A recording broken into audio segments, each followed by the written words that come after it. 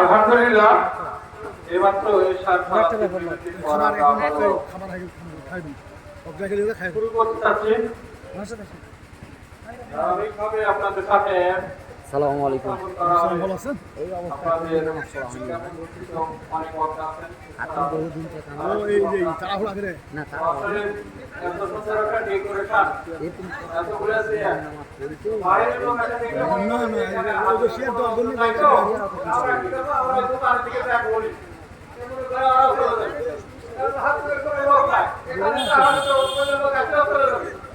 এখানে তো লোক লাগছে আসলে আপনারা একটু সামনে একটা বসেন, একটা বক্তা কিছু বলবে আপনাদের সামনে। এখন আপনাদের সামনে আপনাদের পরিচিত মানুষ এই পার্শ্ববর্তী শান্তিবাদে কবি সাগরীর ভাষায় মেহেরাদিন মোহাম্মদ হাফিজুর রহমান সুন্দর ভাষায় বক্তব্য দিতে পারেন। আমি তাকে সংক্ষিপ্তভাবে তাকে বক্তব্য পেশ করার জন্য আহ্বান করছি। এখন আপনাদের সামনে বক্তব্য পেশ করছেন মাওলানা মোহাম্মদ হাফিজুর রহমান মানিয়া। আসসালামু আলাইকুম ওয়া রাহমাতুল্লাহি ওয়া বারাকাতুহু। আলহামদুলিল্লাহি ওয়াহদাহু ওয়াসসালাতু ওয়াসসালামু আলা মান লা নাবিয়্যা বা'দা। আউযু বিল্লাহি মিনাশ শাইতানির রাজীম। বিসমিল্লাহির রাহমানির রাহিম। ইযা আওয়াল ফিতরাতু ইলাল কাহফি ফাকালু রাব্বানা আতিনা মিন লাদুনকা রাহমাতাও ওয়া হায়্যি লানা মিন আমরিনা রাশাদা। عن ابي هريره رضي الله تعالى عنه قال قال رسول الله صلى الله عليه وسلم سبعة يظلهم الله تعالى في ظله يوم لا ظل الا ظله وشق النساء في عبادة الله الى اخر الحديث رواه البخاري। আলহামদুলিল্লাহ, প্রশংসা আল্লাহ রাব্বুল আলামিনের জন্য। শান্তি অবতীর্ণ হোক আল্লাহ রাসূল সাল্লাল্লাহু আলাইহি ওয়াসাল্লামের প্রতি। সম্মানিত হাজিরিন, আজকের এই দিনী বৈঠকে আমার সংক্ষিপ্ত আলোচনার বিষয় দিন প্রতিষ্ঠায় তরুণ এবং যুবকদের ভূমিকা। আল্লাহ রাব্বুল আলামিন যদি আমাকে তৌফিক দান করেন, সংক্ষিপ্ত সময়ের মধ্যে এই বিষয় নিয়ে আপনাদের সামনে অত্যন্ত গুরুত্বপূর্ণ তথ্যবহুল আলোচনা পেশ করার চেষ্টা করব ইনশাআল্লাহ। ওয়া মা তাওফীকি ইল্লা বিল্লাহ। এই মর্মে কোরআনুল কারীম থেকে আমি 15 নম্বর পারার 18 নম্বর সূরা আল কাহফ থেকে 10 নম্বর আয়াত তেলাওয়াত করেছি এবং রাসূলুল্লাহ সাল্লাল্লাহু আলাইহি ওয়াসাল্লামের অসংখ্য সহিহ হাদিস থেকে সহিহ বুখারী মুসলিমের একটি হাদিসের একটি অংশ তেলাওয়াত করেছি। আল্লাহ রাব্বুল আলামিন এই পৃথিবীর জমিনে দিন প্রতিষ্ঠা করার জন্য যুগে যুগে কালে কালে অসংখ্য নবী রাসূলগণকে প্রেরণ করেছেন। আল্লাহ রাব্বুল আলামিন দিন প্রতিষ্ঠিত করার জন্য এই পৃথিবীতে নবী রাসূল প্রেরণ করলেন এবং তাদের উম্মতরা ওই দিন প্রতিষ্ঠা করার জন্য তারা অনন্তকাল প্রচেষ্টা চালিয়েছে। বিশ্ব নবীর সাহাবীরা দিন প্রতিষ্ঠা করার জন্য অক্লান্ত পরিশ্রম করেছেন, তারা জীবন দিয়েছেন, শাহাদাত বরণ করেছেন, তারা না খেয়ে থেকেছেন, দিনের পর দিন তারা অত্যন্ত কষ্ট করেছেন। আল্লাহ রাব্বুল আলামিন এই পৃথিবীর জমিনে দিন প্রতিষ্ঠিত যারাই করতে গিয়েছেন সবচাইতে বেশি যারা বেশি স্যাক্রিফাইস করেছেন আল্লাহর নবী জনাবে মুহাম্মদ রাসূলুল্লাহ সাল্লাল্লাহু আলাইহি ওয়াসাল্লামের হাদিস থেকে যেটা জানা যায়, এই দিন প্রতিষ্ঠার জন্য সর্বপ্রথম যারা এগিয়ে এসেছিল তারা হলো যুবক এবং তরুণ ছিল। সুবহানাল্লাহ। যুবক এবং তরুণ যারা এই দিন প্রতিষ্ঠার জন্য সর্বপ্রথম এগিয়ে এসেছে। সুতরাং আজকের এই বাংলার জমিনে কোরআনের সমাজকে প্রতিষ্ঠিত করার জন্য, ইসলামী আন্দোলনকে গঠন করার জন্য, বাংলাদেশের পার্লামেন্টে এই কোরআনকে প্রতিষ্ঠিত করার জন্য, কোরআনের সংবিধান প্রতিষ্ঠিত করার জন্য আজ যারা বাংলার তরুণ যুবক আছো তোমাদেরকে অগ্রণী ভূমিকা পালন করতে হবে। মনে রাখবো বান্দা, এই পৃথিবীতে তোমাদেরকে এমনি প্রেরণ করা হয়নি। আল্লাহ রাব্বুল আলামিন এই পৃথিবীর জমিনে তোমাদেরকে প্রেরণ করেছেন দ্বীন প্রতিষ্ঠিত করার জন্য। আমি যে হাদিসটা ব্যবহার করেছি, আবু হুরায়রা রাদিয়াল্লাহু তাআলা আনহু বলেন, আল্লাহ নবী জনাব মুহাম্মদ রাসূলুল্লাহ সাল্লাল্লাহু আলাইহি ওয়াসাল্লাম বলেছেন, কিয়ামতের দিন যেই দিন আল্লাহ রাব্বুল আলামিনের আরশের ছায়া ছাড়া অন্য কোনো ছায়া থাকবে না, ওই দিন 7 শ্রেণীর মানুষকে আল্লাহ রাব্বুল আলামিন তার আরশের ছায়ার নিচে জায়গা করে দেবেন। সুবহানাল্লাহ। 7 শ্রেণীর মানুষের কথা আমি বলবো না, আমার আলোচনার সাথে যেটা রিলেটেড, আল্লাহ রাব্বুল আলামিনের নবী বলেছেন, ওই যুবক যেই যুবক তার যৌবন বয়স থেকে আল্লাহ রাব্বুল আলামিনের জন্য ওয়াকফ করে দিতে পেরেছে, অর্থাৎ যৌবন বয়সটা যেই যুবক ইবাদত করে কাটিয়ে দিতে পেরেছে, আমার নবী বলেন কিয়ামতের দিন আল্লাহ রাব্বুল আলামিন তার আরশের ছায়ার নিচে ওই যুবককে জায়গা করে দিবেন। সুবহানাল্লাহ। ওই যুবককে আল্লাহ রাব্বুল আলামিন কিয়ামতের দিন আরশের ছায়ার নিচে জায়গা দিবেন। আমার প্রাণের ভাইরা, যুবক বয়সের ইবাদত আল্লাহ রাব্বুল আলামিনের কাছে সবচেয়ে বড় গুরুত্বপূর্ণ, কেননা এই যুবক বয়সে মানুষের পাপ করার সুযোগ থাকে বেশি, শরীর রক্ত গরম থাকে, মানুষ ইচ্ছা করলে যে কোনো কিছু করতে পারে। এই কারণে বিশ্ব নবী জনাবে মুহাম্মদ রাসূলুল্লাহ সাল্লাল্লাহু আলাইহি ওয়াসাল্লাম হাদিস বর্ণনা করেছেন, তিরমিজি শরীফের 2416 নম্বর হাদিস, যেটা মিশকাত শরীফের 5197 নম্বর হাদিস। ইবনে মাসউদ রাদিয়াল্লাহু তাআলা আনহু বলেন, রাসূল সাল্লাল্লাহু আলাইহি ওয়াসাল্লাম বলেছেন, কিয়ামতের দিন আল্লাহ রাব্বুল আলামিন প্রত্যেকটি বনি আদমকে 5টি প্রশ্ন করবেন। এই 5টি প্রশ্নের উত্তর না দেওয়া পর্যন্ত কোন বনি আদমকে এক চুল পর্যন্ত নড়তে দেওয়া হবে না। সুবহানাল্লাহ। 5টা প্রশ্নের কথা বলবো না, আজকের আলোচনার সাথে রিলেটেড একটা বিষয়, এর মধ্যে একটা প্রশ্ন আল্লাহ রাব্বুল আলামিন ওই কিয়ামতের দিন করবেন, সেটা হলো যৌবন বয়সের কথা। আল্লাহ নবী বলেছেন, আল্লাহ রাব্বুল আলামিন ওই দিন ওই ব্যক্তিকে জিজ্ঞেস করে বলবেন, আমি তোমাকে একটা যৌবন বয়স দিয়েছিলাম, তোমার 50-60 বছর বয়সের মধ্যে তোমাকে আমি একটা যৌবন দিয়েছিলাম, এই যৌবন বয়সটা তুমি কেমন করে কিভাবে অতিবাহিত করেছো? এই প্রশ্নের উত্তর না দেওয়া পর্যন্ত কোন বনি আদম এক চুল নড়তেও পারবে না। সুবহানাল্লাহ।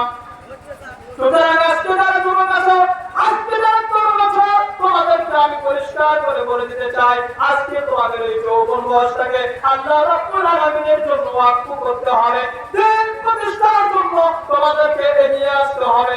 বাংলার জমিকে এই কোরআনের সংবিধান দ্বারা প্রতিষ্ঠিত করার জন্য, কোরআনের সংবিধান কায়েম করার জন্য তোমাদেরকে মাঠে ময়দানে কাজ করা লাগবে। খেলার জন্য, লুডু খেলার জন্য, ক্যারাম খেলার জন্য, আর সারাদিন বসে বসে ফেসবুক আর ইউটিউব দেখার জন্য এই পৃথিবীর জমিনে তোমাদেরকে প্রেরণ করা হয় না। যেরকম ঠিক কিনা? আমার প্রাণের ভাইরা, আল্লাহ রাব্বুল আলামিনের নবী বলেছেন, এই পৃথিবীর জমিনে দ্বীন প্রতিষ্ঠা করার জন্য যুবক এবং তরুণরাই সর্বপ্রথম এগিয়ে এসেছে। যুবক এবং তরুণদের রক্তের উপরে আল্লাহ রাব্বুল আলামিন তার দ্বীনের ফাউন্ডেশন প্রতিষ্ঠিত করেছেন।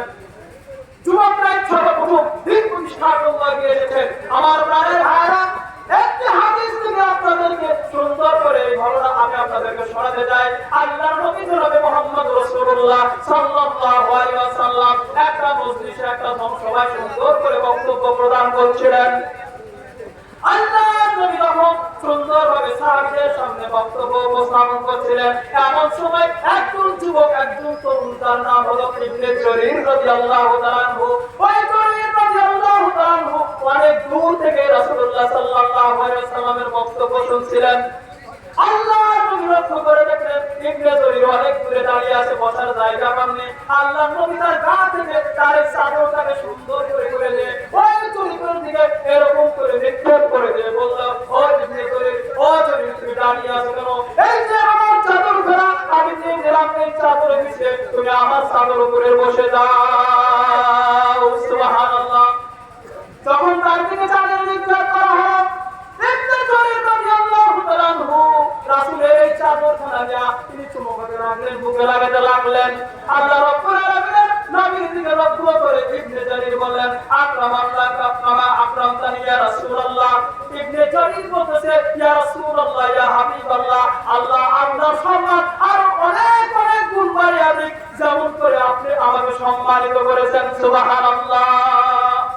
জরিপ করছি ইয়া রাসূলুল্লাহ, আমি কি পারি আপনার চাদরে বসতে? আমি কেন পৃথিবীর কোন মানুষ আপনার চাদরে বসতে পারে না? আপনার সম্মান এত বেশি, আপনার সম্মান এত বেশি আল্লাহ রাব্বুল আলামিন দিয়েছে, আপনার চাদরের উপরে বসা আমার জন্য শোভনীয় হবে না। আপনি আমাকে সম্মানিত করেছে, আপনি আমাকে ইজ্জত দিয়েছে, আল্লাহ আপনার সম্মান আরো অনেক গুণ বাড়াবে। চিৎকার দিয়ে বলেন সুবহানাল্লাহ। আমার প্রাণের ভাইরা, এরকম করে দেন প্রতিষ্ঠার জন্য যুগে যুগে কালে কালে তরুণরা এগিয়ে এসেছে, বিশ্ব নবীর সাহাবীরা এগিয়ে এসেছে। একজন সাহাবীর ঘটনা খুব সংক্ষেপে 2-1 মিনিটের মধ্যে বলতে চাই। দিন প্রতিষ্ঠায় যুবকেরা কেমন করে এগিয়ে এসেছিল। উহুদের যুদ্ধে হযরত হামজা রাদিয়াল্লাহু তাআলা কেমন করে রাসূলুল্লাহ সাল্লাল্লাহু আলাইহি সাল্লামের সামনে এসেছিলেন। হযরত হামজা রাদিয়াল্লাহু তাআলা নবুয়ত বিবাহ করেছেন। সেই দিন তার ফুলসজ্জা রাত্রি ছিল, সেই দিন উহুদের যুদ্ধ শুরু হয়ে গিয়েছিল। উহুদের যুদ্ধ যখন শুরু হয়ে গেল, হঠাৎ করে একজন মানুষ ওই যে হামজার বাড়ির সামনে যে রাতের বেলা হয়ে অনেক গভীর রাত্রে বদরের সলাতের পূর্বে ঘোষণা দিয়ে চলে যাচ্ছে, কুতিলা মুহাম্মদ, কুতিলা মুহাম্মদ, মুহাম্মদ ওই উহুদের মাঠে নিহত হয়েছে। চলে কোন নাউজুবিল্লাহ। এরকম শব্দ যখন হামজার কানে পৌঁছে গেছে, হামজা রাদিয়াল্লাহু তাআলা সঙ্গে সঙ্গে স্ত্রীকে বলছে, ও আমার প্রাণের স্ত্রী, তাড়াতাড়ি করে আমাকে তরবারি দাও, আমি জিহাদের মাঠে যেতে চাই। স্ত্রী বলছে, ও আমার প্রাণের স্বামী, রাতের বেলা আপনার আমার সাথে মিলন হয়ে গিয়েছে, আপনার উপরে গোসল ফরজ হয়ে গিয়েছে, আপনি গোসল না করে কেমন করে ওই উহুদের ময়দানের দিকে যান? হামজা রাদিয়াল্লাহু তাআলা সেই দিন বলেছিলেন, আমার প্রাণের স্ত্রী, কার জন্য গোসল করব রে, কার জন্য গোসল করব? যেই দিনের নবীর জন্য গোসল করব, ওই দিনের নবী যদি পৃথিবীতে বেঁচে না থাকে, কার জন্য গোসল করব রে? তাড়াতাড়ি করে একটা তরবারি হাতে নিয়ে হামজা রাদিয়াল্লাহু তাআলা উহুদের ময়দানে ঝাঁপিয়ে পড়লেন। অনেকগুলো কাফের সৈনিককে, কাফের সাহেবকে জাহান্নামের গড়িতে উতরায় দেয়া হযরত হামজা রাদিয়াল্লাহু তাআলা নিজেও শহীদ হয়ে গেলেন। সুবহানাল্লাহ। জিহাদের শেষে সমস্ত শহীদদের লাশগুলোকে একত্রিত করা হলো। যখন তাদেরকে গোসল না করিয়ে একত্রিত হবে, তাদেরকে জানাজা করে কবরস্থ করা হবে। সমস্ত শহীদের লাশ যখন একত্রিত করা হলো, আমার মানের ভাইরা, এই যুবক হামজা রাদিয়াল্লাহু তাআলা আনহু আর স্ত্রী দূর থেকে দৌড়ে আসতেছে, ইয়া রাসূলুল্লাহ, ইয়া হাবিবাল্লাহ, আপনি তো সমস্ত শহীদদেরকে গোসল না করে আপনি তো তাদেরকে কবরস্থ করবেন, দাফন করবেন। তবে আপনার কাছে আমার একটা অনুরোধ, আপনার প্রিয় সাহাবী হামজা রাদিয়াল্লাহু তাআলা আনহু, তার উপরে গোসল ফরজ হয়েছিল, কিন্তু আপনার হত্যার কথা শুনে, আপনি নিহত হয়েছেন এই কথা শুনে সে আর গোসল করার ধৈর্য ধারণ করতে পারে নাই। তরবারি নিয়ে জাহান্নামের ময়দানে ঝাঁপিয়ে পড়েছে, সে নিহত হয়েছে, শহীদ হয়ে গেছে, শাহাদাত বরণ করেছে। অন্যদেরকে তো গোসল করানো হবে না, কিন্তু আমার স্বামীকে যেন গোসল করানো হয়। আল্লাহর নবী জনাবে মুহাম্মদ রাসূলুল্লাহ সাল্লাল্লাহু আলাইহি ওয়াসাল্লাম সাহাবীদেরকে নির্দেশ দিলেন, হামজার লাশটা কোথায় আছে বের করে দিয়ে তোমরা গোসলের জন্য তাকে প্রস্তুত করো। এমন অবস্থায় আল্লাহ রাব্বুল আলামিন জিবরাইল আলাইহিস সালামকে পাঠিয়ে দিয়েছেন। জিবরাইল আলাইহিস সালামকে পাঠিয়ে দিয়ে বলেন, ও আমার হাবিব, ও আমার বন্ধু, হামজার গোসলের জন্য আপনাকে কোনো টেনশন করা লাগবে না, হামজার গোসল করানোর জন্য আপনাকে কোনো পেরেশান হওয়া লাগবে না। আমার আল্লাহ রাব্বুল আলামিন হামজার শাহাদাত গ্রহণে এত বেশি খুশি হয়েছেন, এত বেশি রাজি হয়েছেন যে আল্লাহ রাব্বুল আলামিন ওই হাউজে কাউসারের পানি দেয়া আর রহমতের ফেরেশতা দেয়া হামজার গোসলের বন্দোবস্ত করে দিয়েছেন। সুবহানাল্লাহ। আল্লাহ নবী হামজার কাছে আসলে তার চেহারা তিনি দেখতে পেলেন, মনে হচ্ছে এই মাত্র যেন তাকে গোসল করানো হয়েছে, তার চুল থেকে টপ টপ করে পানি পড়ে যাচ্ছে, এই পানিগুলো যেন মুক্ত দানার মতো। আমার পানির ভাইরা, দিন প্রতিষ্ঠায় যুবক এবং তরুণদের ভূমিকা সব চাইতে বেশি ছিল। তাই আমি আপনাদেরকে ওদের আহ্বান জানাতে চাই, আজকের এই প্রোগ্রাম থেকে, আজকের এই সমাবেশ থেকে আমি বাংলাদেশের সমস্ত তরুণ এবং যুবকদেরকে ঐক্যবদ্ধ কণ্ঠে বলতে চাই, তোমরা যারা এখনো ইসলাম থেকে দূরে আসো, তোমরা যারা এখনো নামাজ করো না, তোমরা যারা রাসূলের আদর্শ এখনো করো না, সারাদিন আজেবাজে ঘুরে বেড়াও, সারাদিন বিভিন্ন জায়গায় ঘুরে বেড়াও, আমি তোমাদেরকে প্রায় ধরে অনুরোধ করে বলছি, আর নয়, সময় হয়তো বেশি নয়, যে কোনো সময় মৃত্যুর ঘটনা বেড়ে যেতে পারে, আর মৃত্যুর ঘটনা বেড়ে গেলে আপনাকে জাহান্নামের আগুনে জ্বলতে হবে। তাই আসুন, দিন প্রতিষ্ঠা করার জন্য, কোরআনের সমাজ নির্মাণ করার জন্য এই বাংলার জমিনটাকে আমরা যদি প্রয়োজন হয় আরো অনেক রক্ত দেওয়ার জন্য রেডি আছি, অনেক জীবন দেওয়ার জন্য রেডি আছি। অসংখ্য রক্ত আর শহীদের মাধ্যম দিয়ে এই বাংলার জমিনে দিন কায়েম হবে, ইসলাম প্রতিষ্ঠিত হবে ইনশাআল্লাহ ইনশাআল্লাহ। আগামীর বিশ্ব হবে, আগামীর বিশ্ব হবে, আগামীর বিশ্ব, আগামীর বিশ্ব হবে রাসূলুল্লাহর বিশ্ব। তাই আসুন আমরা আজকে থেকে বিপ্লবী ভূমিকা নিয়ে মাঠে ময়দানে কাজ করার জন্য চেষ্টা করব। একটি সঙ্গীতের একটি তৈরি বলেই আমি আমার আলোচনা শেষ করছি। বিপ্লব মানে জীবন দেওয়া, বসে থাকা নয়, সে কোনদিন আসবে না রে করো যদি ভাই।